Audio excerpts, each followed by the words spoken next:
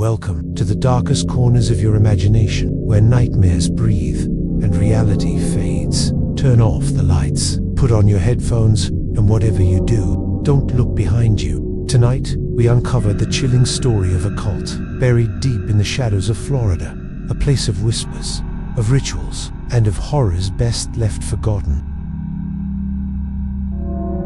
I've been hauling freight across the southeastern US for over 12 years, seen a lot of weird stuff late at night, but nothing like what happened that night on I-75, not even close. It was early October, cool air, light, fog, just past 2 a.m.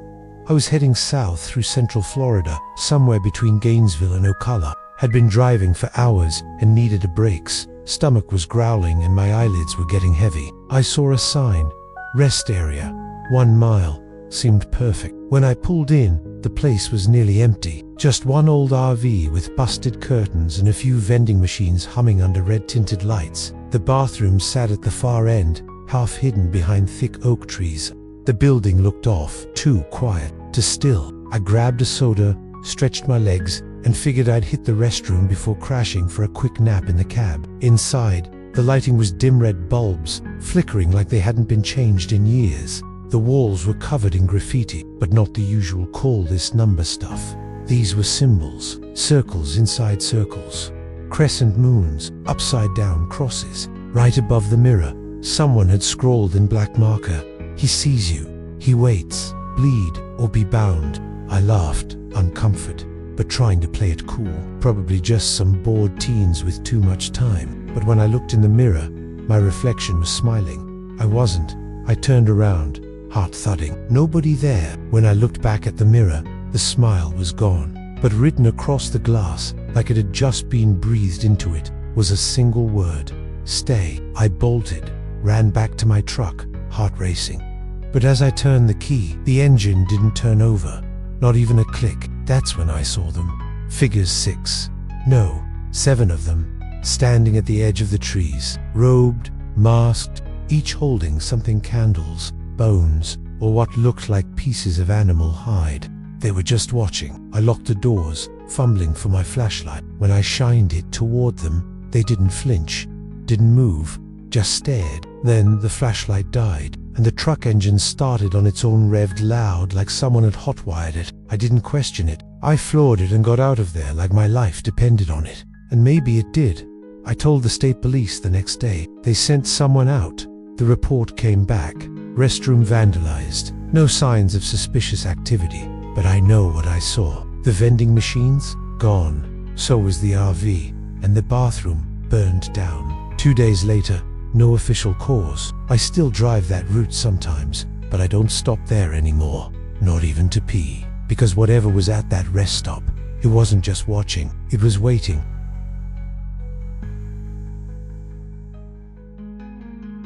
Her name was Sarah.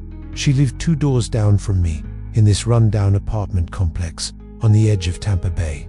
Quiet girl, polite, always carried a black notebook. We exchanged a few words every now and then, small talk in the laundry room, mostly. Then, one day, she vanished. No warning, no goodbye, just gone. At first, I didn't think much of it. People come and go around here all the time. But a week later, I got a knock at my door. It was a man, mid-30s, pale, dressed sharp, but off like someone trying to look normal and failing. He asked if I'd seen her, said he was a friend from her spiritual group.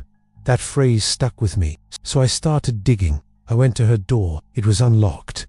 Inside was dead quiet. She'd left everything behind: clothes, books, even her phone. I found the notebook on her bed. Most of it was harmless poetry, but the last few pages were different. They were filled with Latin, drawings of circles, crosses twisted upside down, candles in a triangle around a human figure. The last entry simply read, "Tonight, I meet the horned one." My stomach turned. I took photos, reported it to the building manager. He laughed it off, said she probably joined a cult or ran off to some commune, but I couldn't shake it. So I went looking. There's this mangrove trail near the bay. Locals avoid it after dark. Rumors say people do weird stuff out there. I didn't believe it until I went myself.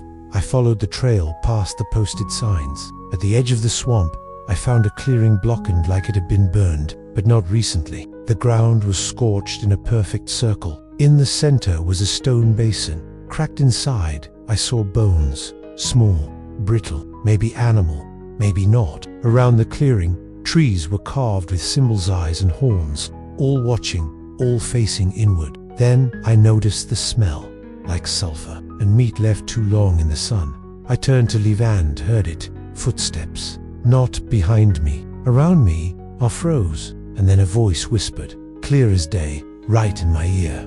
The fire never dies. I bolted, ran so fast I almost passed out. When I made it home, I checked my phone. All the photos I took of the notebook, gone, corrupted. Sarah was never found. Her case is cold, officially labeled a voluntary disappearance. But I know better. They didn't just take her, they used her. She was the offering. And every time I hear thunder rolling in from the bay, I wonder if they're gathering again. I wonder who's next.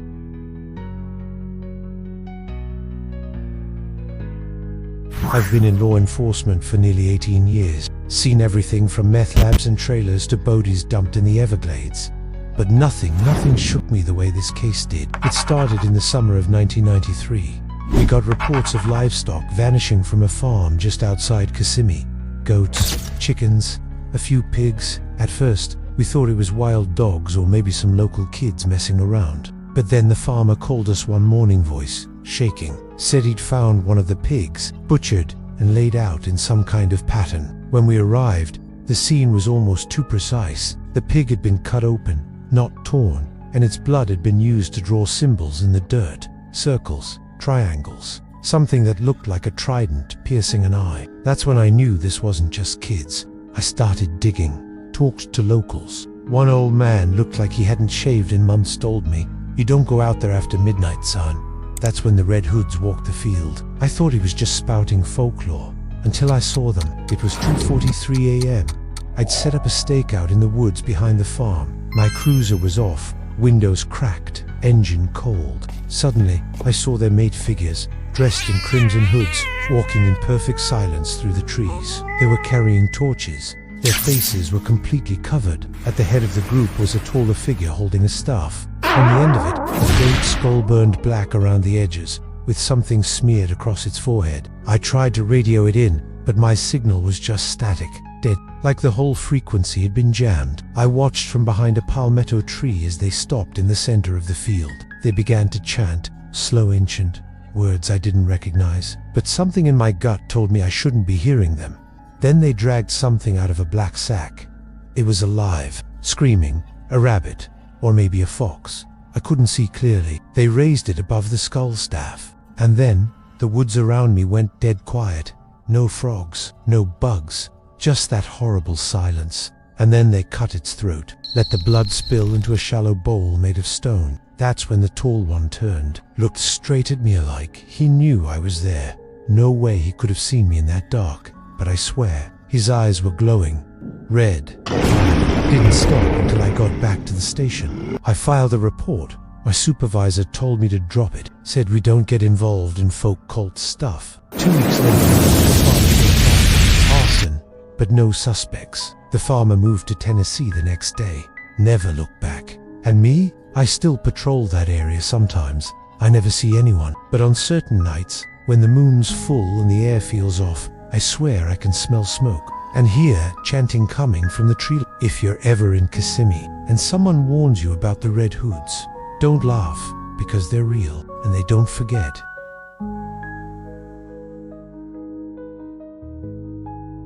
I was a reporter back in the early 70s, mostly crime beat stuff, robberies, city council scandals, the occasional fatal accident, nothing that stuck with you.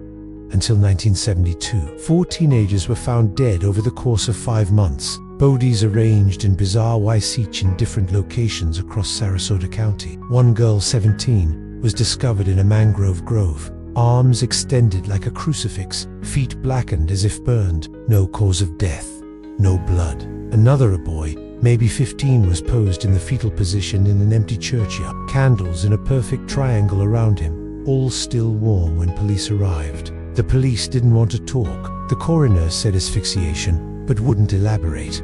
I smelled a cover-up. I started digging. All 4 victims had one thing in common. The AD recently attended a so-called spiritual retreat hosted by an off-the-grid group called the Gathering Circle. No public records, no leader listed, but old event flyers said they offered sacred cleansing rituals for the pure of heart. I drove out to the last known address, an old farmhouse outside Osprey, boarded up, but not abandoned. I broke inside.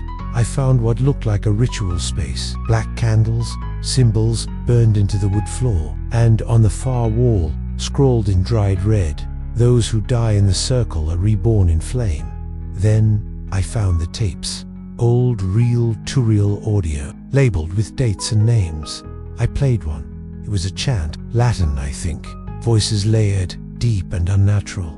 Then screaming, not theatrical. "It's real." I copied what I could and brought it to my editor. He told me to drop the story. The next day, my apartment was broken into. Nothing was stolen except the tapes and the original photos. 2 days later, the Sarasota PD issued a public statement. No evidence of foul play. Victims died under unrelated circumstances. Rumors of cult involvement are I left Florida 3 weeks after that. Never wrote another story, but sometimes I still get letters. Unmarked envelopes. Inside, just a symbol, a burning circle with an eye in the center. No return address, no name, just a warning. They're still out there, and I wasn't supposed to see what I saw, but I did. And now so have you.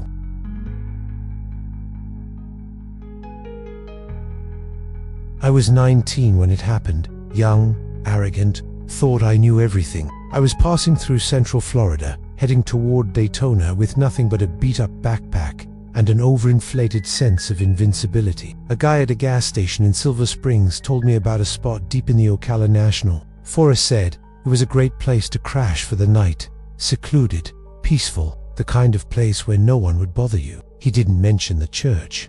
I started hiking around dusk. The trail was overgrown and twisted like it hadn't been walked in years. I figured that meant it was even better for solitude. About a mile in, I found it. An old, crumbling brick building. Looked like it had once been a chapel. No windows, just an arched doorway with rotted wood barely hanging on. Weird thing was, the air got cold. In Florida, in September, didn't think much of it. Thought maybe the walls held in shade. I stepped inside. Graffiti covered the stone, but it wasn't your usual teenage junk. It was symbols, occult ones, pentagrams, sigils, and something that looked like a twisted serpent eating its own tail. There were candles, too, burnt down to stubs, fresh wax, not old, and bones, small animal bones arranged in spirals on the floor.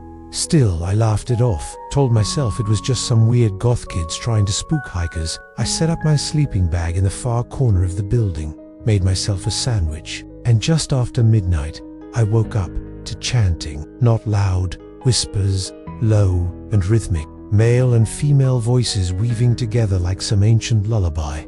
I crawled toward the door and peered out. That's when I saw them, a circle of people in cloaks, surrounding the church ruins.